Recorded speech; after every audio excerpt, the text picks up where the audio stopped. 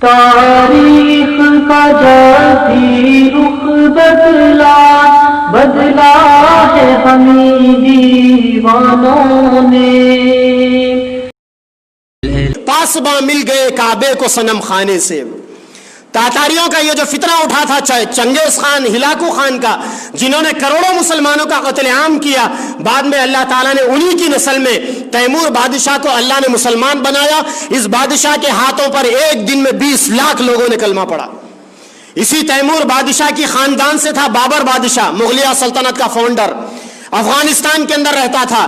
ہندوستان کے اندر جب سکندر لودھی کی حکومت تھی، اور سکندر لودھی کے بعد ابراہیم لودھی جب ہندوستان کے اندر بادشاہ بنا، ہندوستان کے ہندوؤں نے، سنو کان کھل کر، ہندوستان کے ہندوؤں نے بابر بادشاہ کو خط لکھا کہ آپ آئیے، آ کر ہمیں ابراہیم لودھی کے ظلم سے ہمیں آپ آزاد کروائیے.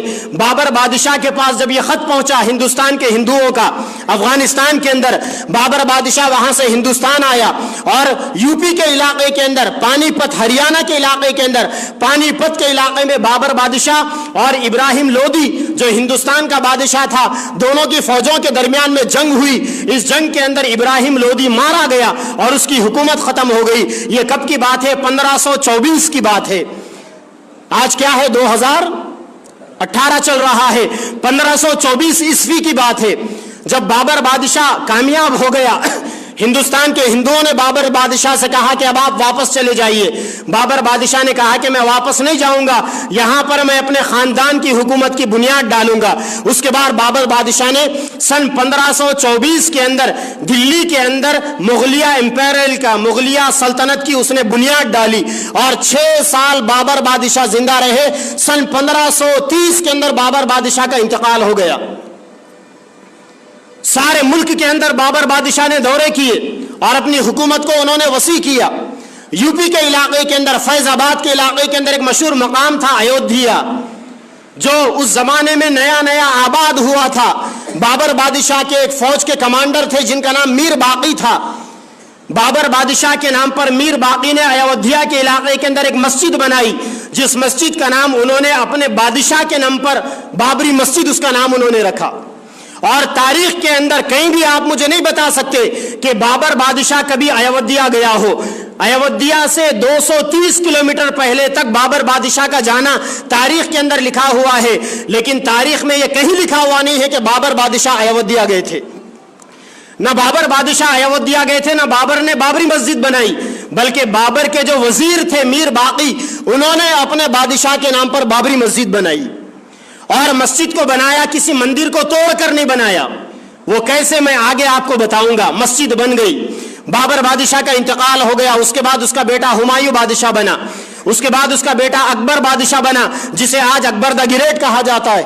اس کے بعد اس کا بیٹا جہانگیر بادشاہ بنا. پھر اس کا بیٹا شاہجہاں، پھر ان کے بیٹے اورنگزیب عالمگیر رحمت اللہ علیہ بادشاہ بنے. اس خاندان نے ملک کے اوپر حکومت کی. سن 1526 کے اندر بابر بادشاہ ہندوستان آئے تھے 1524 میں. ان کے آنے کے 2 سال کے بعد بابری مسجد بنی 1526 کے اندر. 1526 سے لے کر 1948 تک پورے 420 سال کے اندر بابری مسجد کے سلسلے میں کہیں پر کوئی جھگڑا نہیں ہوا، اور کہیں پر یہ نہیں کہا گیا کہ مندر کو توڑ کر مسجد کو بنایا گیا تھا. بابر بادشاہ کے زمانے کے اندر یہ جو ہماری سکھ برادری ہے، سکھ بھائی، سکھ ازم کے ماننے والے، ان کے گرو ہے گرو نانک. گرو نانک بابر بادشاہ کے زمانے کے بزرگ گزرے ہیں. گرو نانک کی بابر بادشاہ کی دونوں کی آپس میں نہیں بنتی تھی. گرو نانک نے ایک جگہ پر لکھا کہ بابر ہندوستان کے اندر آیا تو ظلم کو عام کر دیا، عورتوں کی عزتیں محفوظ نہیں ہونے لگی. جب گرو نانک نے بابر کے بارے میں یہ لکھا کہ بابر نے ظلم کیا، عورتوں کی عزتیں لوٹی، مگر وہیں پر گرو نانک نے ایسا کہیں پر نہیں لکھا کہ بابر نے رام مندر کو توڑ کر اپنے نام سے بابری مسجد کو انہوں نے تعمیر کیا. ایسا گرو نانک نے کہیں نہیں لکھا، بلکہ آگے بڑھ کر آپ تاریخ کے حوالوں سے سنتے جائیے. یہی گرو نانک سارے ہندوستان کا انہوں نے دورہ کیا، ایودھیا بھی گئے ہیں، اور گرو نانک نے ایودھیا کے اندر 9 مہینے تک پڑاؤ ڈالا. 9 مہینے گرو نانک ایودھیا میں تھے، مگر انہوں نے یہ جملہ کہیں نہیں لکھا کہ ایودھیا کے اندر جو بابری مسجد ہے وہ مندر کو توڑ کر بنائی گئی ہے. یا وہ رام کے پیدائش کی جگہ ہے، گرو نانک نے ایسا کہیں نہیں لکھا۔ وہ گرو نانک جس نے بابر کے ظلم کی داستانیں لکھی، وہ گرو نانک جس نے بابر کے آنے کے بعد عورتوں کے عزتوں کے لوٹی جانے کی داستانیں لکھی، مگر اس گرو نانک نے ایسا کہیں پر نہیں لکھا۔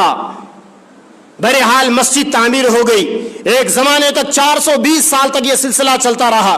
سن 1877 کے اندر، 1877 کے اندر فیض آباد کے اندر ایک آدمی نے ایک پٹیشن ڈالا وہاں کی کورٹ کے اندر کہ یہ جو بابری مسجد ہے یہ مندر کو توڑ کر مسجد کو بنایا گیا تھا۔ جب وہ پٹیشن وہاں پر پہنچا تو فیض آباد کے ہندو بھائیوں نے یہ کہہ کر کہ مسلمانوں نے ایسا کبھی نہیں کیا، وہ پٹیشن واپس لے لیا انہوں نے۔ جب ہمارا ملک آزاد ہو گیا الحمدللہ، ملک سے آزادی کے بعد انگریز یہاں سے جاتے جاتے انگریزوں نے کچھ شوشے یہاں پر چھوڑ کر گئے تاکہ آگے چل کر ہندو مسلمان آپس میں ایک دوسرے سے لڑ جھگڑ کر کبھی یہ اطمینان کے ساتھ نہ رہے اور کبھی پوری دنیا کے اندر انڈیا سپر پاور کے طور پر نہ ابھرے۔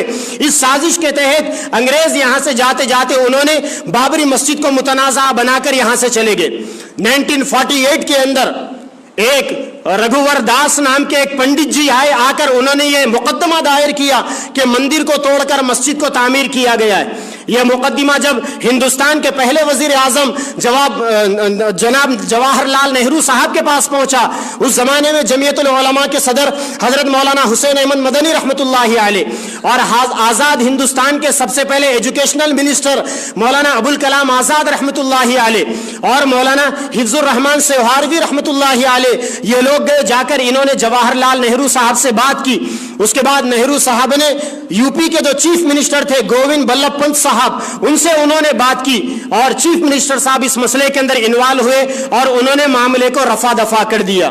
لیکن معاملہ یہیں پر ختم نہیں ہوا، اس کے بعد کچھ نہ کچھ رفتہ رفتہ اسلام دشمن طاقتوں کی جانب سے، اور جو لوگ نہیں چاہتے تھے کہ اس ملک کے اندر ہندو اور مسلمان بھائی بھائی بن کر زندگی گزارے، جو لوگ اس ملک کو جو آگ کے انگاروں کے اندر، انگاروں کی لپیٹ کے اندر دہکانا چاہتے تھے، ان لوگوں کی جانب سے رفتہ رفتہ سازشیں کی جانے لگی، یہاں تک کہ 1986 کے اندر 1986 کے اندر رات میں جس وقت کے راجیو گاندھی اس ملک کے وزیر اعظم تھے، بابری مسجد کے تالے کو توڑا گیا اور بابری مسجد کے اندر مورتیوں کو رکھا گیا۔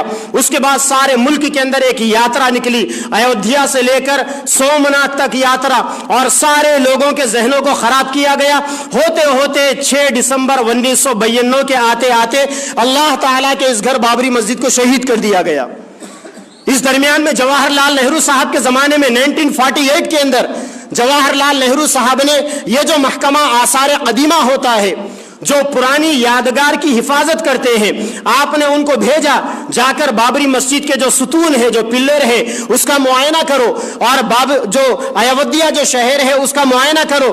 جو محکمہ آثار قدیمہ والے تھے وہ لوگ گئے، جا کر انہوں نے جب اس کا معائنہ کیا اور اس شہر کا انہوں نے جب شہر کو کھنگالا تو انہوں نے یہ رپورٹ دی کہ ایودھیا شہر کی پوری تاریخ 500 سال پہلے سے ایودھیا شہر کی تاریخ نہیں ہے، جبکہ ہمارے ہندو مذہبی کتابوں کے اندر لکھا ہوا ہے کہ رام کی پیدائش سیدنا عیسیٰ علیہ السلام کی پیدائش سے 2500 سال پرانی ہے، یعنی عیسیٰ علیہ السلام کی پیدائش کے 2000 سال ہو گئے اور رام کی پیدائش ان کی پیدائش سے 2500 سال پرانی۔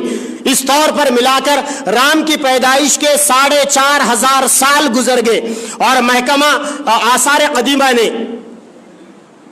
آثار قدیمہ نے یہ رپورٹ دے دی کہ ایودھیا شہر 500 سال پرانا شہر ہے، 500 سال پہلے اس شہر کا نام و نشان نہیں تھا۔ اور جب بابری مسجد کے ستونوں کا انہوں نے معائنہ کیا تو بابری مسجد کے ستونوں کی وہی ڈیٹ تھی جو ڈیٹ بابر بادشاہ کے زمانے میں بابری مسجد کے بنائے جانے